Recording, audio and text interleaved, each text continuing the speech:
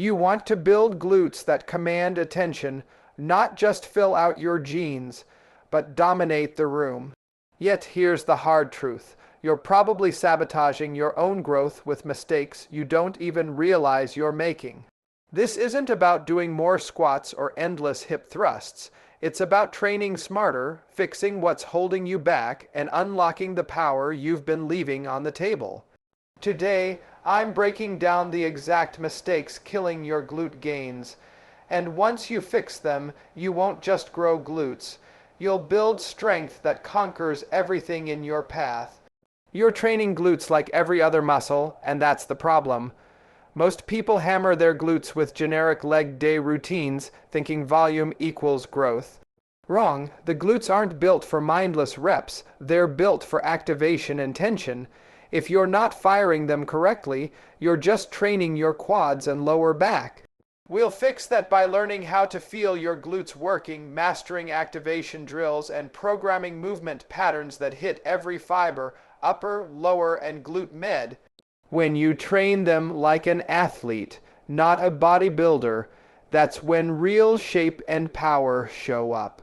You've been training your glutes for months, maybe even years, doing everything the internet told you to do: squats, hip thrusts, lunges, kickbacks, but still no growth.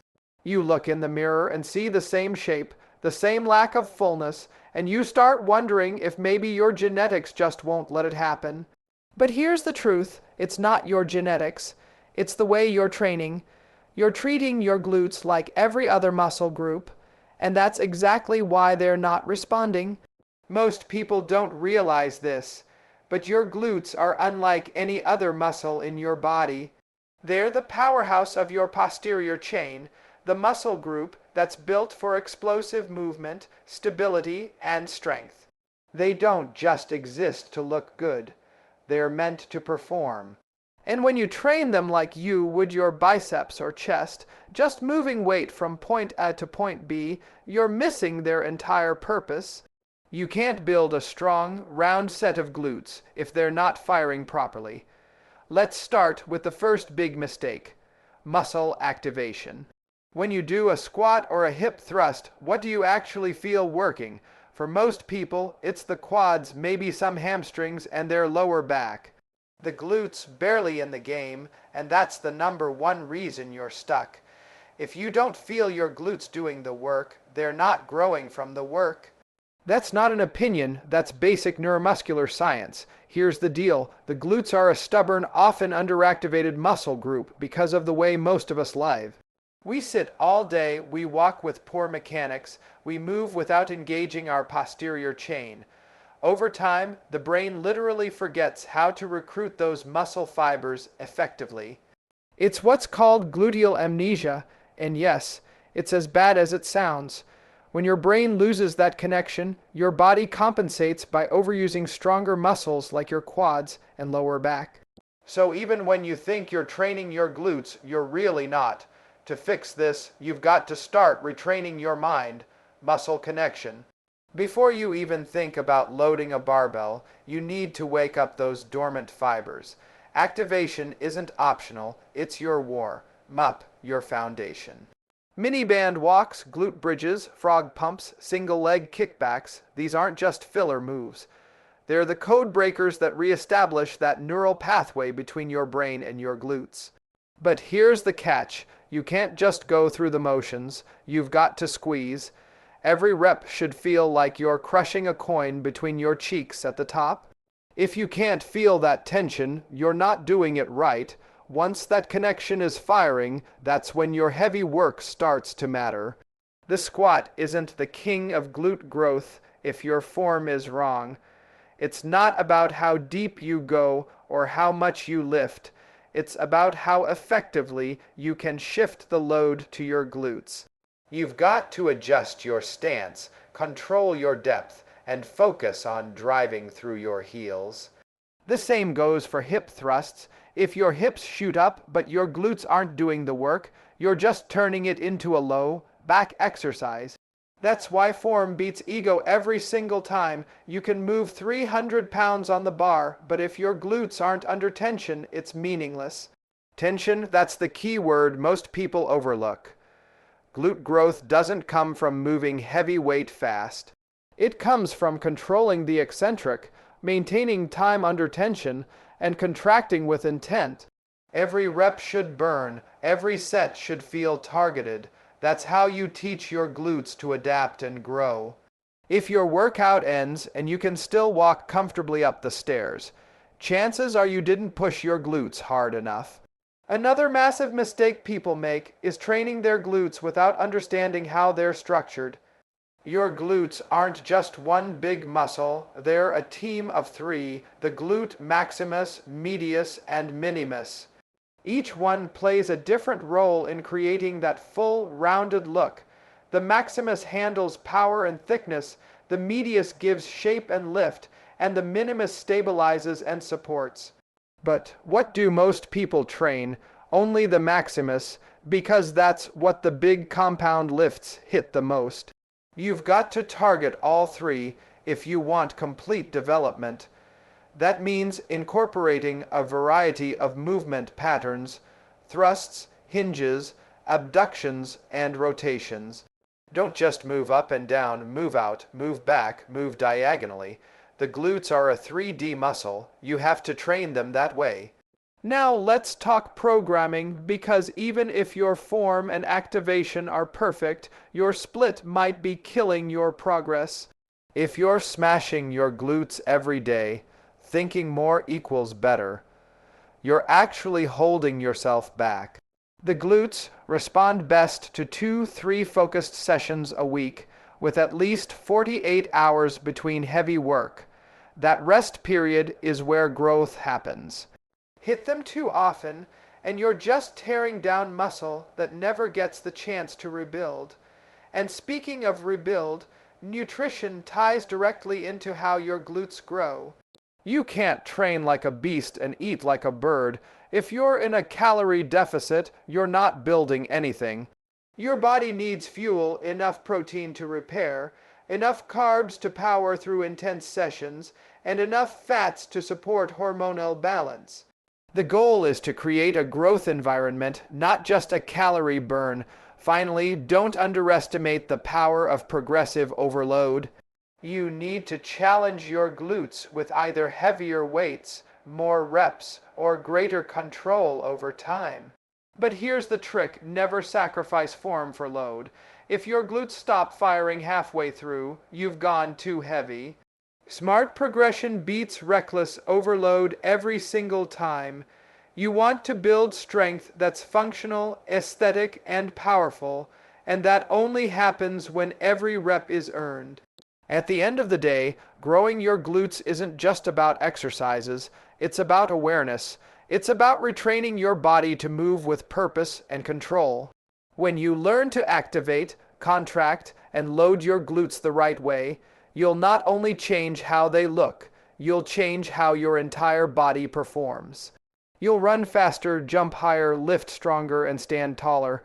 So stop blaming genetics, stop chasing endless reps, and start mastering intention. Once you fix how you train, your glutes will finally respond, because growth doesn't come from doing more, it comes from doing it right. You're ignoring recovery, and it's killing your gains. You can't grow what you're constantly breaking down.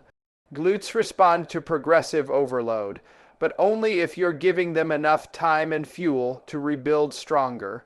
Poor sleep, low protein, and zero to load weeks. That's a recipe for flat, underdeveloped muscles. I'll show you how to program rest days strategically, fuel recovery with proper nutrition, and use intensity cycling so every workout pushes you forward instead of burning you out. Growth isn't just what happens in the gym, it's what you earn between sessions. Here's something almost nobody wants to hear: your glutes aren't growing, not because your training sucks, but because your recovery does. You can hit the perfect form, lift heavy, and feel that burn every session. But if your body doesn't have the time, fuel, and strategy to rebuild, you're spinning your wheels. You don't grow in the gym, you grow when you rest, and most people fail right there. They think training harder is the solution when, in reality, The key is recovering smarter. Your glutes are some of the largest and most powerful muscles in your body, but that also means they need serious recovery to adapt and grow. After every hard session, the muscle fibers break down, micro tears form, inflammation kicks in, and your body scrambles to repair and rebuild those fibers thicker and stronger. That process is what creates visible growth. But when you train again before your glutes have healed, you're interrupting that process. You're tearing down what your body hasn't even finished building yet. Over time, that adds up to stalled progress, nagging soreness, and a flat, underdeveloped look, the exact opposite of what you want. One of the biggest issues is that people underestimate how much recovery the glutes actually need. You can't treat them like your abs or arms and blast them every day. These are big, dense muscles that take longer to recover, 48 to 72 hours, depending on your training intensity and your recovery habits. If you're hitting heavy hip thrusts or squats every day, your glutes are in a constant state of breakdown, and the only thing you're really training is fatigue. The smarter approach is to program 2 to 3 intense glute-focused sessions per week. Space strategically so that your body has the time to bounce back and grow stronger between them. Now, recovery isn't just about taking a day off. It's an active process. Your body's ability to rebuild muscle depends on 3 major pillars: sleep, nutrition, and stress management. Ignore even one of those and you're compromising results. Let's start with sleep, because this is where most people fall short. Growth hormone, one of the main drivers of muscle repair, is released primarily during deep sleep.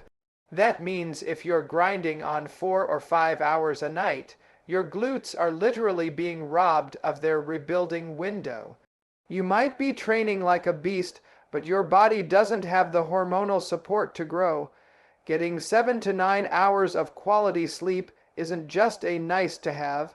It's a requirement if you want to see real progress. Then there's nutrition, the real fuel behind muscle recovery. You can't build glutes out of thin air. Every rep you do breaks down muscle fibers, and protein provides the amino acids your body uses to patch them back together. If you're not eating enough protein, you're setting yourself up for failure. Aim for roughly 1 gram per pound of body weight daily. But protein alone isn't enough. Your glutes thrive on energy, and that comes from carbohydrates. Carbs aren't your enemy, they're your training partner. They replenish glycogen, which powers your next workout and helps shuttle nutrients into your muscle cells post-training.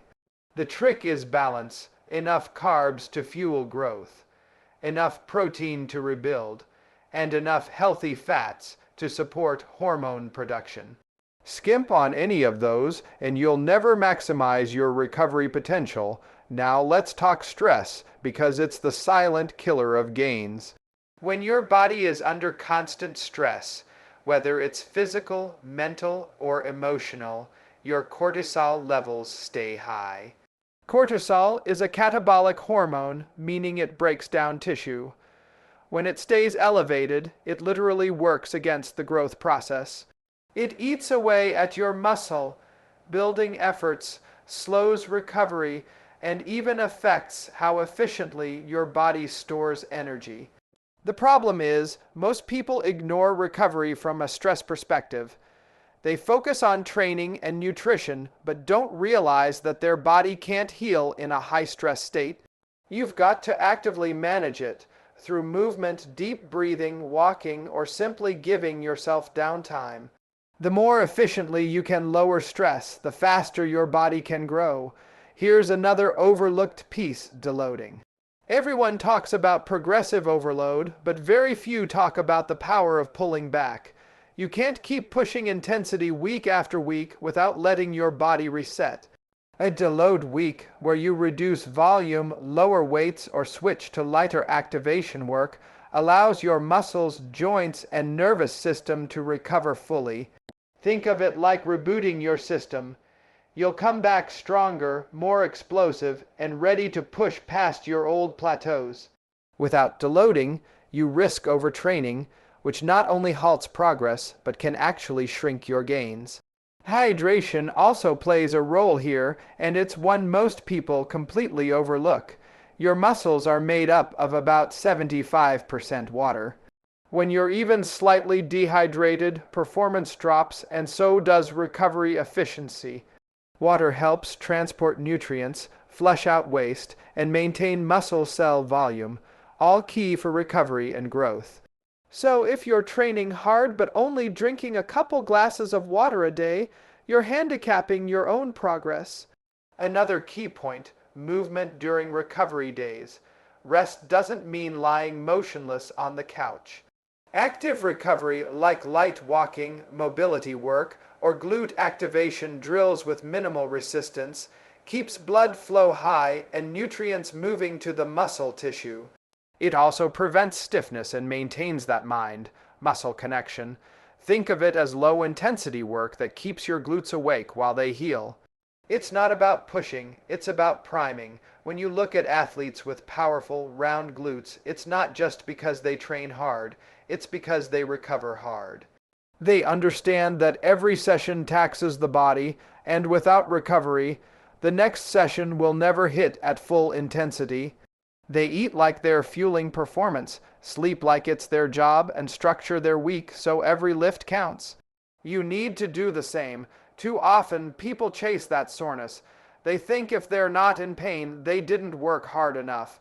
But soreness isn't the measure of progress. Adaptation is. The real win comes when your glutes feel ready, explosive, and stronger with each workout. That's the sign that your body is not just surviving the training, it's thriving from it. So the next time you think about hammering your glutes for the third day in a row, stop and ask yourself, am I training for growth or just training for exhaustion? Because there's a huge difference. Recovery isn't weakness. It's the strategy that separates people who look the same year after year from those who build something powerful, balanced, and sustainable. You can't cheat recovery. You can't outwork poor sleep, bad nutrition, or chronic stress. If your glutes aren't growing, stop thinking about doing more and start thinking about doing better. When your body finally gets what it needs, time, fuel, rest, and focus, that's when the growth happens. That's when you stop chasing progress and start owning it, because in the end, the work you do outside the gym determines what shows up inside it. And the glutes that conquer don't come from chaos. They're built through recovery, patience, and precision. You can keep grinding in the gym, stacking plates, and chasing that burn. But until you fix these mistakes, your glutes will stay stuck exactly where they are. The difference between average and elite isn't effort, it's execution. When you start training smarter, activating harder, and recovering with intent, everything changes. Your strength, your shape, your confidence, they all level up. This isn't just about building glutes that look good, it's about building power that performs. So stop guessing, start correcting, and watch your results explode. Because growth doesn't happen by chance, it happens by design.